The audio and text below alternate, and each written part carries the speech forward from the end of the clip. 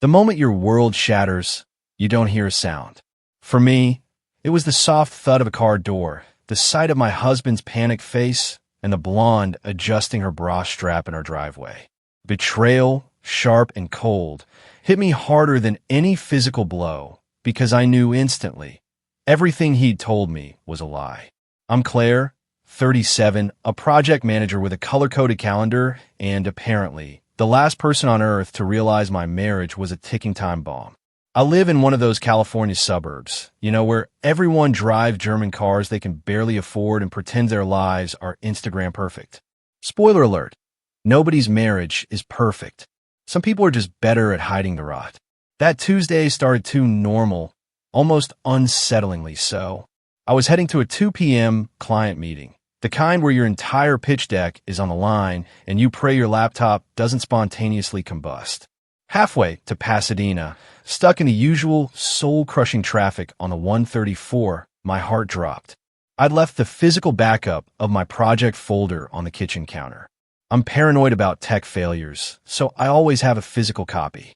Classic Claire move, except I'm the person with 3 phone alarms for everything. I never forget anything. Annoyed with myself, I turned back, mentally calculating if I could still make it on time.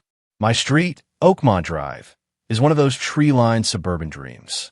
Everyone knows everyone else's business, but pretends they don't. That's why seeing Colby's black Tesla in our driveway at 2:30 p.m. on a Tuesday felt like spotting a unicorn. A unicorn that was supposed to be in San Francisco until Thursday. I slowed down. Not because I was suspicious, okay, maybe a little, but mostly confused. Colby's work trips are sacred. He's a VP of operations at Morrison Consulting, basically married to his laptop and his critical client meetings. He'd left Monday morning, kissed my forehead, and promised me those fancy chocolates from Union Square. Then I saw her. A woman stepped out of the passenger side of his Tesla. Blonde, late 20s, blouse wrinkled like it had been balled up and hastily smoothed out. Her hair screamed, I just had my hands all over someone else's husband. She was adjusting her skirt when Colby scrambled out of the driver's side so fast he slammed his own hand in the door. The yelp he made was almost worth the 12 years I just wasted. I pulled over 2 houses down, engines still running, watching this disaster unfold like it was someone else's life. Colby was shaking his hand, probably cursing. She, whoever she was, looked around nervously. That's when she turned toward my car. Our eyes met and my breath hitched. I knew that face. Della Monroe, the new executive assistant from his office. The one he'd mentioned exactly 3 times over the past year. The one who had supposedly been transferred to their San Diego office 6 months ago because she wanted to be closer to family. San Diego looks a lot like my driveway, apparently. My brain did that desperate thing where it tries to conjure innocent explanations. Maybe she was in town visiting. Maybe they carpooled for an emergency work thing. Maybe I was hallucinating from too much cold brew and not enough sleep. Then Colby looked up, saw my car, and his face went through 5 stages of grief in 2 seconds. That's when I knew. You don't look that terrified when you're innocent. You look that terrified when you've been caught. I didn't confront them. I didn't scream. I just sat there for 30 seconds, engine humming, processing. Then I made a decision. I drove around the block, parked 2 streets over, and walked back. I entered through the side gate quietly, like a burglar in my own home, grabbed the project folder from the kitchen counter, left through the same gate. Neither of them saw me. And then I drove to that meeting like my life wasn't actively imploding. Because here's the thing about being a project manager for 12 years. You learn that emotional reactions are for after you've gathered all the data. The meeting was a blur. I smiled, nodded, took notes. The client talked about innovative solutions and synergistic partnerships, while I mentally cataloged every business trip, every late night, every sorry honey, the team needs me this weekend. I left that office with a signed contract and a heart full of pure, crystallized rage. Instead of going home, I drove to the nearest coffee shop and ordered the largest iced latte they had. I sat in the corner booth, the one with the view of the street where I could see everyone, but nobody could really see me. And I did what I do best. I made a plan. First, I needed proof. Real proof. Not just I saw them together proof, but your lawyer will weep when they see this proof. Second, I needed allies. Because Colby wasn't stupid enough to be this sloppy unless he felt completely safe. And if he felt safe, that meant I'd been too predictable, too comfortable, too easy to deceive. My phone buzzed. A text from Colby. Hey babe, meeting long. Probably won't be back until late Thursday. Miss you. I stared at that message for a full minute. The audacity, the sheer, unmitigated audacity of this man to lie to my face via text while his mistress's perfume was probably still lingering in his car. I typed back, no problem. Take your time. Love you. Because here's what 12 years of project management teaches you. Never show your hand until you've stacked the deck. I spent the next hour creating a new, private folder on my laptop. Title, Project Colby. I started documenting everything. Every business trip in the past year. Every time he'd been too tired for date night, but somehow had energy for a morning jog. I pulled up our credit card statements. Our joint account, because we were partners and trusted each other. Oh, the irony. Charges started jumping out. Hotels and cities he'd never mentioned visiting. Restaurants in San Diego during times he claimed to be in Sacramento. A jewelry purchase from Tiffany's on our anniversary. Except I never got Tiffany's. I got dinner at Olive Garden because he said he was cutting back on expenses. Apparently, expenses didn't include his side pieces accessories. My phone rang. Tegan Ross, my yoga and wine friend from the neighborhood. We'd met at an HOA meeting 3 years ago, bonded over our mutual hatred of the president's obsession with community beautification, and have been close ever since. Claire, thank God you picked up. I need emergency wine therapy. Can you meet me at my place in 20? I glanced at my laptop screen at the spreadsheet of lies I was building. I'll be there in 15. Because if I'd learned anything in the past 3 hours, it was this. I wasn't going to survive this alone. And something in Tegan's voice told me I wasn't the only wife in Glendale having a really bad week. I grabbed my laptop, left my untouched latte on the table, and walked out into the California sunshine. Somewhere in the city, Colby was probably congratulating himself on another successful deception. Somewhere in San Diego, or actually Glendale, apparently, Della was probably giggling about their close call. Neither of them knew what was coming, but they were about to find out. Tegan's house looked like every other house on Maple Grove Circle. Pristine landscaping, 2-car garage, the kind of place where problems don't exist because everyone's too busy pretending to have it all together. I knew better now. She opened the door before I could knock. Mascara streaked down her face, holding a bottle of wine that was already half empty. It was 4 p.m. on a Tuesday. Tell me you brought reinforcements, she said, pulling me inside. I brought a laptop full of evidence that my husband's been lying to me for at least a year. Does that count? She stopped mid-step, turned around, stared at me like I'd just spoken in fluent Mandarin. You're Colby, unless I have another husband I don't know about, which at this point wouldn't surprise me. We sat at her kitchen island. White marble, subway tile backsplash, the works, and I told her everything. The driveway encounter, Della Monroe, the credit card charges, the Tiffany's jewelry I never received, the San Diego lie. Tegan listened, and with every detail, her face went from sympathetic to something darker. When I finished, she refilled both our glasses and said 5 words that changed everything. Mine has one, too. Apparently, Grant Ross, her husband of 10 years, father to absolutely nobody because they'd also chosen careers over kids, had an assistant named Paige who'd supposedly quit 6 months ago. Except Tegan had seen Paige's car at the Glendale Whole Foods last week, and when she'd casually mentioned it to Grant, he'd gotten defensive. Said she was seeing things and being paranoid. Classic gaslighting, trademark move of cheaters everywhere. I've been tracking his phone, Tegan admitted, pulling out her iPad. I know it's crazy, but something fell off. Look at this. She showed me a map. Little dots showing Grant's location history. Most were normal, his office in Burbank, their house, the gym. But there were clusters, recurring patterns. Every Wednesday afternoon for the past 3 months, Grant's phone pinged at the same location, a condo complex in Atwater Village. That's not where his gym is, I observed. No, it's not. We sat there, 2 successful, educated women in our 30s, staring at a map of our husband's lies. The wine wasn't helping anymore. What we needed was a strategy. We should call Oakley, Tegan said suddenly. Oakley Sterling, the corporate attorney from our book club that never actually discussed books. She lived 3 streets over in a house that cost more than both of ours combined because she'd made partner at 35. And her husband Barrett, some financial executive, supposedly made bank. Why Oakley? I asked.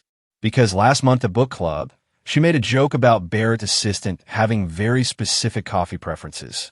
And I remember thinking it was weird how bitter she sounded. 10 minutes later, Oakley was at Tegan's door with Riley Banks, our 4th musketeer. Riley, financial analyst, yoga enthusiast, married to some tech bro named Wade for 9 years, looked confused. Tegan said, emergency meeting. Nobody's pregnant, right? Because I brought wine, not sparkling cider. Worse, Tegan said, husbands. We moved to the living room.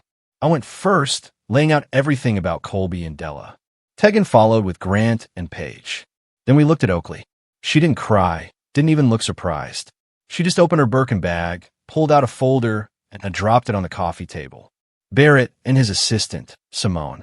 6 months. I've had a PI on him for 2 weeks. The folder was thick. Photos, bank statements, hotel receipts, text message logs that would make a sailor blush, if we were allowed to quote them, which we absolutely aren't, because YouTube has standards. Jesus, Riley whispered. Then she went pale. Wait. Wade's assistant, Marn, said she was moving to Portland in July. But I saw her Instagram last week. She was at Descanso Gardens, which is definitely not Portland. For wives, for husbands, for assistants who'd supposedly left, but clearly hadn't.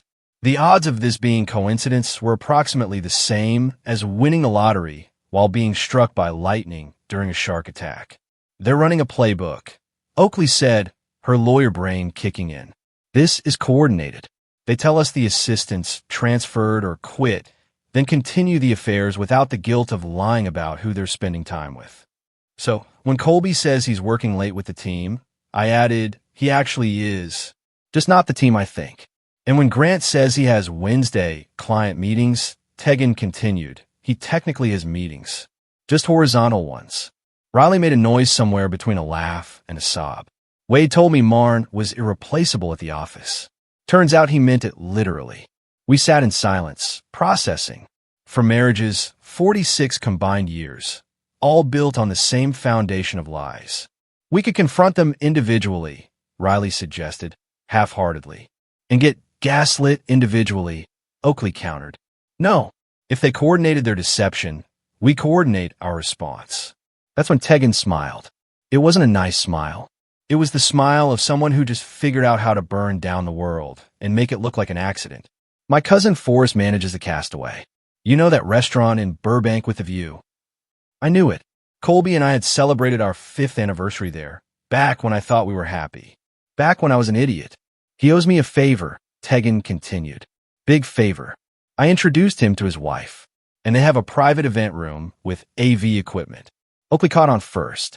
Her eyes widened. You're thinking what I'm thinking. A dinner party, Tegan said. Just the 8 of us. We tell the husbands it's a couple's celebration, friendship, community, whatever. We get them in that room, lock the door, and show them exactly what we found. Public humiliation, Riley breathed. Controlled environment, Oakley corrected. No escape, and with witnesses. I thought about Colby's face that afternoon. The panic, the guilt, the calculation of how to lie his way out. And then I asked. Oakley smiled. It was sharper than Tegan's. And then we give them a choice. Clean divorces with fair splits, or we make everything public. Their bosses, their families, their precious professional reputations. Barrett's firm has a strict ethics policy about workplace relationships, Oakley added, especially with subordinates. He'd lose his position. Morrison Consulting, too, I confirmed.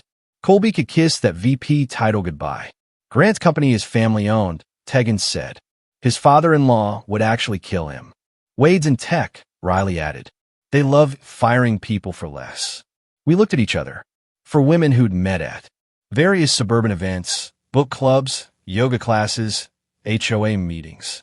Suddenly united by the world's most depressing common denominator. We need evidence, Oakley said, slipping into full lawyer mode. Solid, irrefutable evidence. Photos, messages, financial records, everything. I've already started a file, I said, opening my laptop. I have Grant's location history, Tegan offered. I have Barrett's entire affair documented by a professional, Oakley added. Riley looked panicked. I just have Instagram posts and a gut feeling. That's what we have until Saturday, Oakley decided. Riley, you focus on Wade's patterns, credit cards, phone records, anything you can access legally. The rest of us compile everything we have. Saturday, October 26th, we have dinner at the Castaway. That's 11 days to prepare, I calculated. Think we can pull this together? Oakley looked at each of us in turn. Ladies, we're a project manager, a marketing director, a corporate attorney, and a financial analyst. We've organized corporate events, negotiated million-dollar deals, and managed impossible deadlines. For cheating husbands should be a walk in the park. Tegan raised her wine glass. To the Glendale Wives Club. We clinked glasses, and I felt something shift. The hurt was still there. The betrayal still burned. But underneath it, something colder and more focused was taking shape. Revenge isn't a dish best served cold. It's a dish best served with PowerPoint presentations and airtight evidence. The meeting ended at 7. I drove home to my empty house. Colby, still in San Francisco. I opened my laptop. Project Colby was about to become Project Reckoning. And I had 11 days to build the case that would destroy 4 lying husbands and their career-climbing mistresses.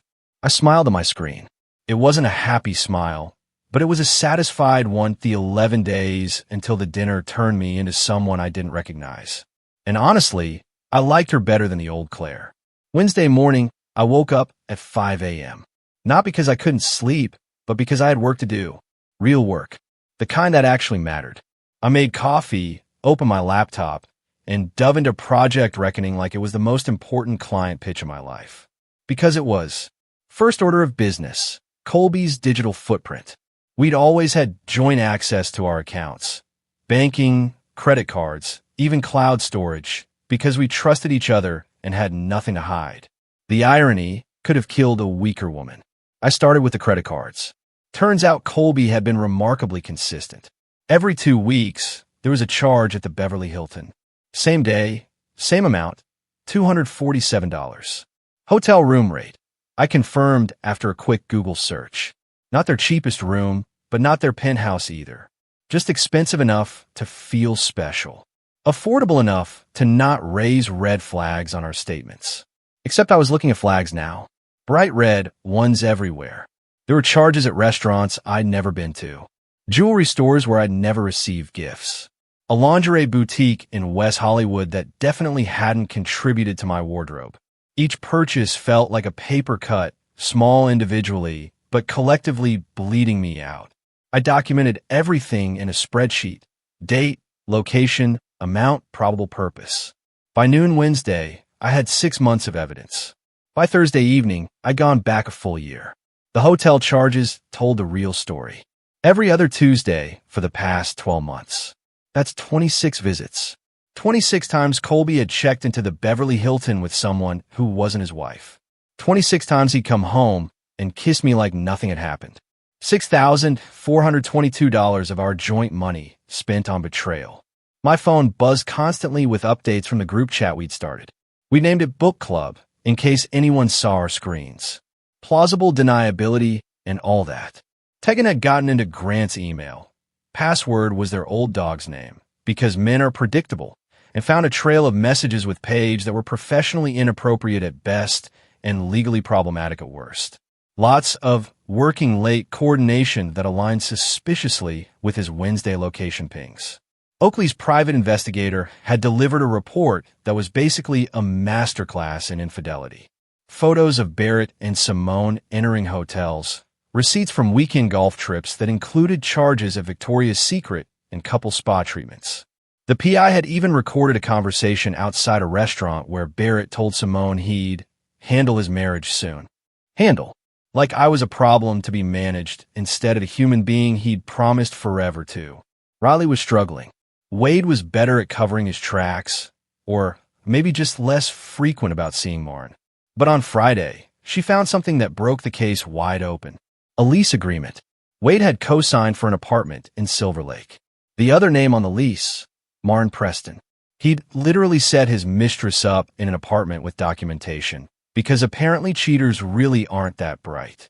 By the way, if you're still with me, soaking all this in, make sure you hit that subscribe button. You won't want to miss the wild stories I've got coming. Saturday afternoon, the four of us met at Oakley's house.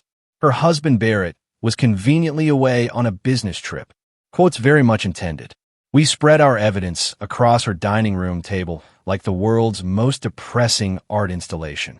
This is enough, Oakley said, reviewing everything with her lawyer eyes. More than enough. Any one of these cases could survive a divorce proceeding. Together? This is airtight. So, we just need to decide how we want to present it, Tegan added. That's when Riley surprised us all. Quiet Riley, who'd spent the past week looking like she might cry at any moment, pulled out her laptop and said, I made a presentation. We stared at her. What? I'm in finance.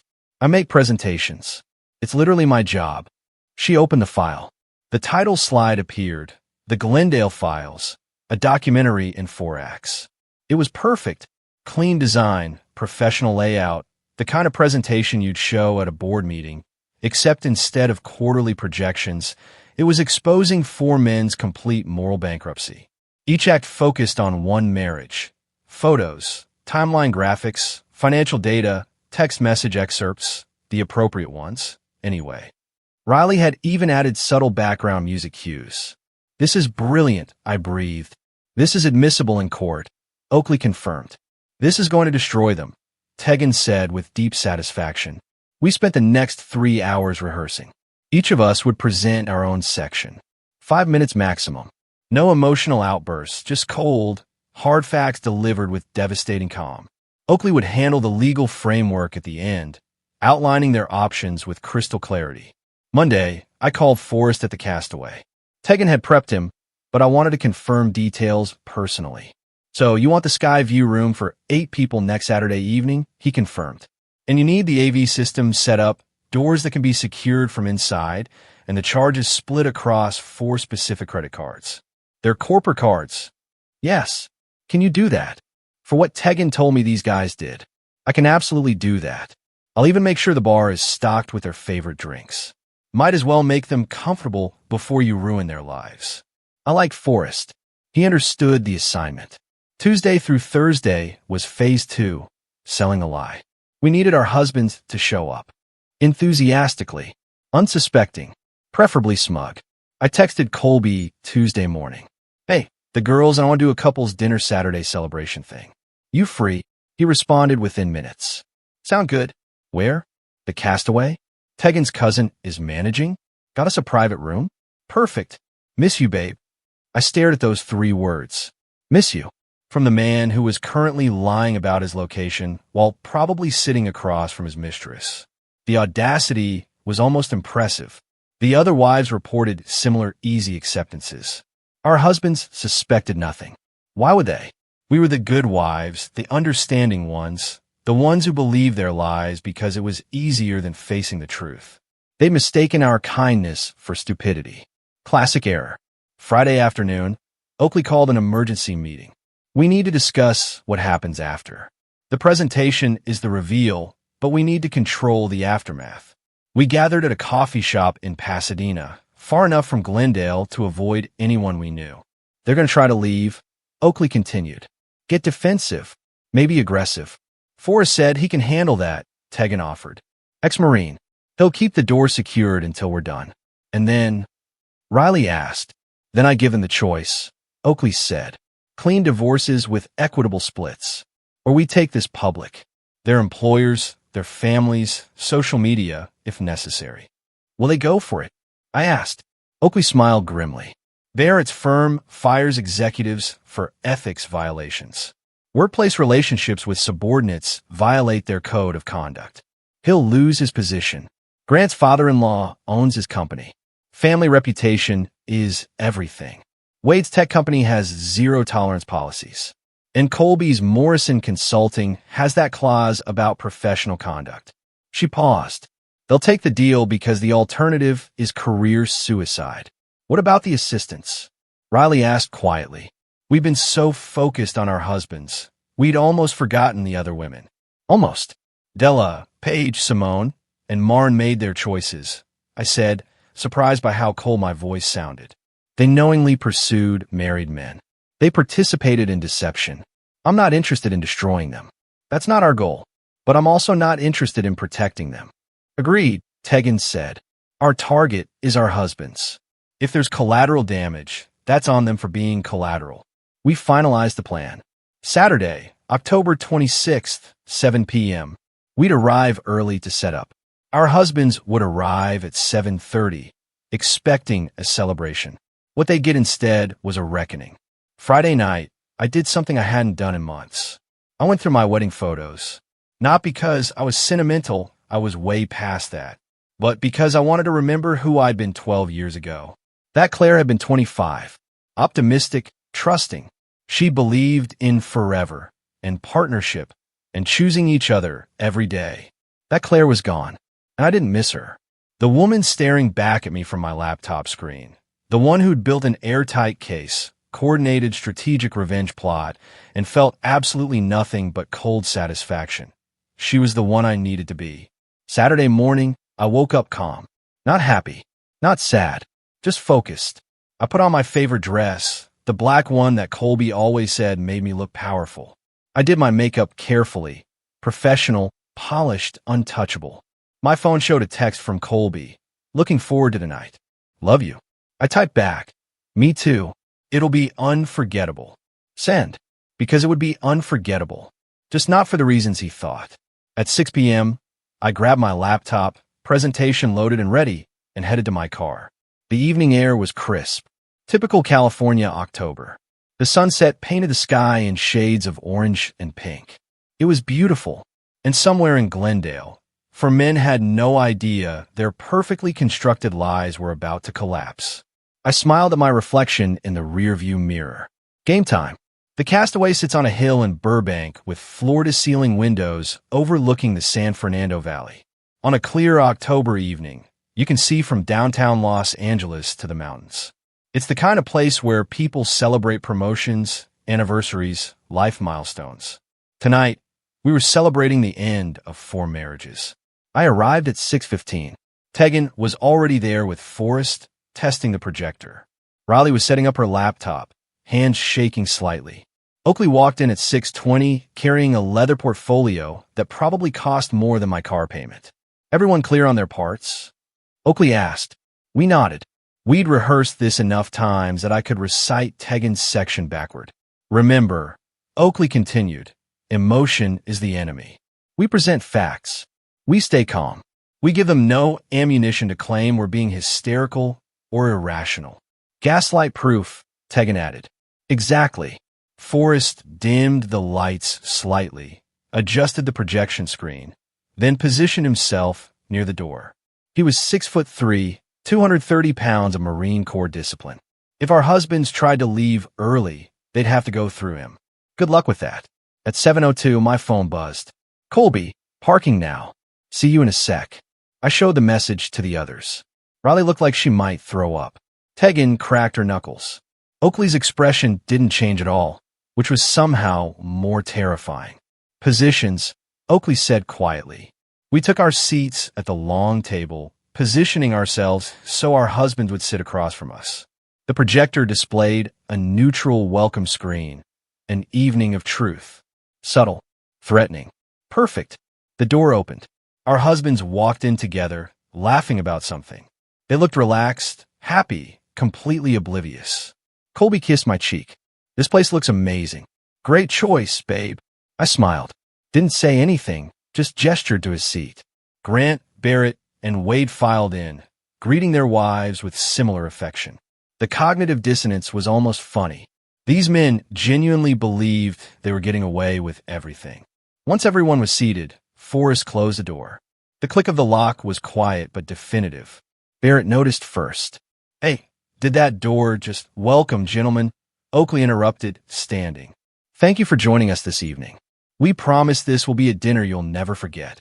Her tone was pleasant, professional, the kind of voice she probably used in depositions. Colby glanced at me, confused. I kept my expression neutral. We've prepared a presentation. Oakley continued, nodding to Riley. Please hold all questions until the end. The lights dimmed further. The projector screen changed. The Glendale Files, a documentary in 4 acts. I watched Colby's face, watched the confusion shift to concern, then to dawning horror as the title slide lingered. Act 1, Riley announced, her voice steadier than I expected. Claire and Colby Whitman. My section opened with our wedding photo, 12 years ago, full of hope and promises. Then it dissolved into a timeline. I stood, laser pointer in hand, and began. October 15th, 2:30 p.m. Subject observed exiting vehicle with female companion, later identified as Della Monroe. Executive assistant previously reported as transferred to San Diego office 6 months prior. I clicked. To the next slide. Photos. The ones I'd taken from my car that Tuesday afternoon. Colby's face went white. Financial analysis reveals recurring hotel charges. The Beverly Hilton. Every other Tuesday for the past 12 months. $247 per visit. That's 26 visits. Total expenditure from joint account. $6,422. Click. Spreadsheet. Color-coded. Devastating. Additional expenditures include jewelry purchases, none received by spouse, dinner reservations, none attended by spouse, and lingerie purchases from a West Hollywood boutique. Again, none received by spouse. I looked directly at Colby. Unless you've developed a sudden interest in women's undergarments for yourself, in which case we have bigger conversations to have. Tegan snorted. Even in the tension, the absurdity landed. I clicked through 6 more slides, each one a nail in the coffin, bank statements, text message timestamps that contradicted his reported locations, credit card receipts from restaurants and cities he'd never mentioned visiting. Conclusion. Subject Colby Whitman engaged in extramarital relationship for minimum 12 months, utilizing joint funds and constructing elaborate deception, including false business trips and fabricated personnel transfers. I sat down. My hands were steady. My voice hadn't wavered once. Colby looked like he'd been hit by a truck. Claire, I can't explain. No talking during the presentation. Oakley cut in. Act 2. Tegan stood. Her section focused on Grant and Page. Location data. Email correspondence. Wednesday afternoon patterns that aligned perfectly with the Atwater Village condo visits. She'd even pulled property records showing Page's name on a lease for that exact address. Grant tried to interrupt 3 times. Forrest took 1 step toward the table, and Grant went silent. Riley presented Act 3, Wade and Marn.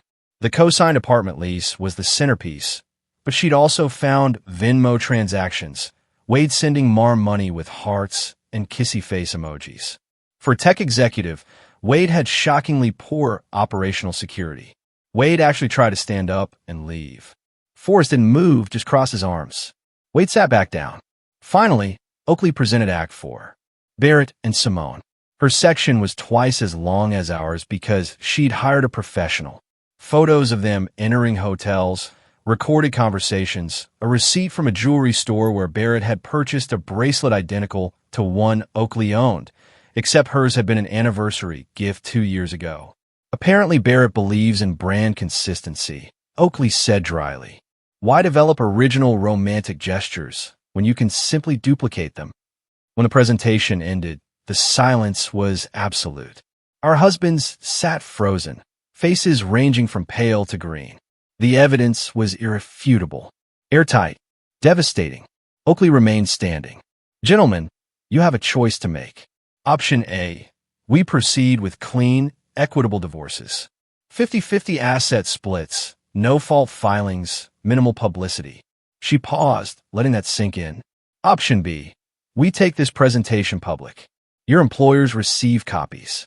Morrison Consulting's ethics board, Grant's father-in-law, Wade's HR department, and Barrett's firm partners all get detailed reports of workplace relationships with subordinates, misuse of company resources, and conduct violations. Barrett started to speak. Oakley held up one hand. Morrison Consulting terminates for ethics violations. Your firm, Barrett, has explicit policies about workplace relationships. Grant, your father-in-law built his company on family values and reputation. Wade, your tech company's harassment policies cover power dynamic relationships. She smiled. It wasn't warm. You'll lose your positions, your professional reputations, possibly face legal consequences for misuse of corporate resources. And then we'll still get our divorces, except the asset split will favor us significantly, because we'll argue. Oakley corrected herself. You had choices. You chose deception. We're simply presenting you with new choices, better ones than you gave us. Colby looked at me. Really looked at me. Claire, please. We can work through this. Counseling. I'll end it. I'll do anything. For a second, just a second, I saw the man I'd married, the one who'd promised forever. Then I remembered Della adjusting her clothes in our driveway. No, I said simply. You spent 12 months lying to me. 12 months using our money to fund your affair. You looked me in the eye every single day and lied. You don't get to work through that. You get option A or option B, choose. The four men looked at each other. Some kind of silent communication passed between them. Maybe solidarity in their shared humiliation. Maybe just recognition that they had no leverage. Option A, Barrett finally said. The others nodded agreement. Smart choice, Oakley said. She opened her portfolio and pulled out 4 document sets. These are preliminary divorce agreements. Fair splits, no fault clauses. You have 72 hours to review with your own attorneys. We reconvene Wednesday to finalize. She slid the documents across the table. One more thing, Tegan added. The assistants. Della, Paige, Simone, and Marn. We're not interested in destroying them. But if any of them remain employed in your offices after next week, we reconsider option B. Clear? For silent nods. Excellent, Oakley said. Forrest, you can unlock the door now. Forrest stepped aside. Our husbands stood slowly, grabbing the documents like they were ticking bombs. They filed out without another word. The door closed behind them. For a moment, nobody moved. Then Riley started laughing. Not hysterical laughter, but the kind that comes from relief and disbelief and the sheer absurdity of what we just pulled off. Tegan joined in. Then me. Even Oakley cracked a smile. Did we really just do that? Riley asked. We absolutely did, I confirmed. Forrest reappeared with a bottle of champagne, courtesy of the house, and the dinner bill just got charged to their corporate cards. Enjoy, ladies. We toasted to evidence, to friendship, to the end of lies, and to the beginning of whatever came next. 3 months later, I'm sitting in my newly redecorated living room, the one that's finally mine, legally and completely. And I can honestly say I've never been happier. The divorce was finalized in December, right before Christmas. Turns out when you have airtight evidence and motivated parties, the legal system moves remarkably fast. Colby signed everything without contest. So did Grant, Barrett, and Wade. Funny how quickly men cooperate when their careers hang in the balance. The house became mine in the settlement. Colby kept his Tesla and his bruised ego. I got the equity, the furniture, and the profound satisfaction of changing every single lock. First thing I did was repaint the bedroom. Goodbye, Sabeige. Hello, deep emerald green. The room where he'd lied to me for months deserved a complete transformation. So did I. Morrison Consulting quietly reassigned Colby to their Sacramento office, not a promotion. Della Monroe resigned 2 days after our castaway dinner, or was encouraged to resign depending on who you ask. Either way, she's no longer Colby's problem to manage. Last I heard through the Glendale Gossip Network, she moved back to Arizona. Phoenix's gain, I suppose. Grant lost his position at his father-in-law's company entirely. Turns out family values mean something when they're attached to a family business. He's working for a competitor now, making half his previous salary. Paige also vanished from the professional landscape. Tegan got their house, plus Grant's vintage car collection. She sold 3 of them immediately and used the money to renovate her kitchen. Said she wanted to remove every trace of him from her space. I understand that impulse completely. Barrett's law firm didn't fire him. Partners are harder to remove, but they did strip him of his senior status and reassign his major clients. Professional humiliation in slow motion. Simone transferred to their New York office, which is either punishment or reward, depending on your perspective. Oakley got a generous settlement and kept their Glendale house. Last month, she made partner at a different firm. Revenge looks good on her. Wade actually had it worst. His tech company's zero-tolerance policy wasn't just talk. They terminated him for ethics violations and the misuse of company resources to support Marne's apartment. Marne got fired, too. Wade's working at a startup now, making a fraction of his previous salary. Riley got their house and half his stock options. She was traveling Italy last month, Greece next week, living her best divorce life. The four of us still meet monthly at the Castaway. Forrest always reserves our table, the one by the windows with the view. We call it the Glendale Wives Club, though technically we're not wives anymore. The Glendale Ex-Wives Club doesn't have the same ring to it. Word spread. It always does in the suburbs. Other women started reaching out. Quiet conversations at yoga class. Carefully worded texts. Can we talk? Followed by stories remarkably similar to ours.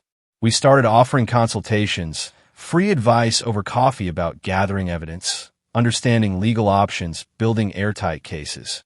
We're not lawyers. Well, Oakley is, but we're experienced in the specific art of strategic divorce. There's a waiting list now. Turns out Glendale has more cheating husbands than anyone suspected. Or maybe we just made it safer to stop pretending everything was fine. I ran into Colby once in January at the Whole Foods on Colorado. Awkward doesn't begin to cover it. He looked tired, older. Asked how I was doing with this painfully forced casualness. Better than ever, I told him honestly. He nodded, started to say something, then stopped. What could he say? Sorry I destroyed our marriage. Sorry I spent your money on my affair. Sorry I got caught. We're past sorry. Way past it. He walked away with his organic groceries and his guilt. I walked away with my freedom and my self-respect. I know what people expected. They expected me to fall apart, to collapse into grief and rage and dramatic displays of emotion. Some people in Glendale still look at me with pity, like I'm wounded, like I should be sadder about losing my marriage. But here's what I learned. You can't lose something that was already gone. Colby left our marriage months before I discovered the truth. I just finally caught up. The real loss would have been staying, accepting the lies, becoming smaller and quieter to accommodate his betrayal. That version of events would have destroyed me. This version set me free. Riley's in Europe. Tegan's dating casually, carefully, but dating. Oakley bought a convertible. I'm taking photography classes. We're not bitter ex-wives dwelling on past wrongs. We're women who looked at an impossible situation and decided to handle it with intelligence, strategy, and just enough ruthlessness to make it stick. Did we ruin 4 marriages? No. For men did that themselves. We just refused to be collateral damage. My name is Claire Whitman, 37 years old, project manager, homeowner, member of the most effective support group in suburban California. And I learned the most important lesson of my life. Betrayal is devastating, but staying betrayed is optional. Some people collect stamps, some collect vintage cars.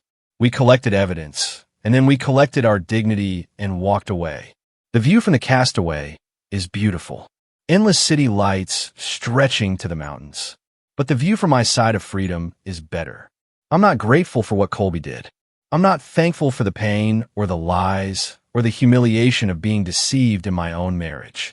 But I'm grateful for what I discovered about myself. That I'm stronger than I thought, smarter than I gave myself credit for, more capable of protecting myself than I ever had to prove before.